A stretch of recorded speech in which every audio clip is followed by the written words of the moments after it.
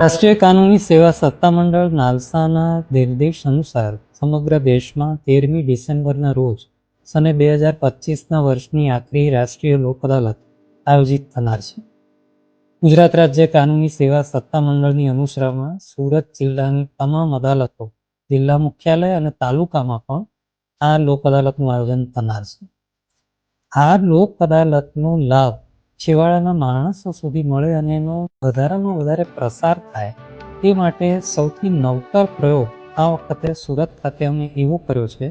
કે જેમાં એક ક્લસ્ટર ઓસાડ આવાસ ખાતે જ્યાં આશરે 400 જેટલા રહી શકે, વીજ મીટરનો પ્રશ્ન કે જેમાં DGVCLના નાના રકમનું ચૂકવણું બાકી હોવાના કારણે તેમના મીટર કાયમી થઈ શકતું નથી, નવું મીટર ફાળવી શકાતું નથી, અથવા તો સુરત મ્યુનિસિપલ કોર્પોરેશન જે એલઓપીના કેપેસિટીમાં મીટર ધરાવે છે અને વીજ બળતણ કોઈ અન્ય કરે છે, એના કારણે મીટર રેગ્યુલરાઇઝ નથી થતું. આવા પ્રશ્ન માટે અમે DGVCLને સાથે રાખીને, SMCને સાથે રાખીને, જિલ્લા કાનૂની સેવા સત્તામંડળ સાથે રાખીને અને લોકલ ઓથોરિટીના તમામના સંપૂર્ણ સહયોગ સાથે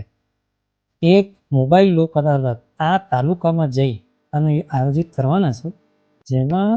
સુરત જિલ્લા ખાતે દાખલ કરવામાં આવેલ લગભગ 300 જેટલા કેસ કે જે વીજળી બળતણના ચૂકવણી માટેના છે,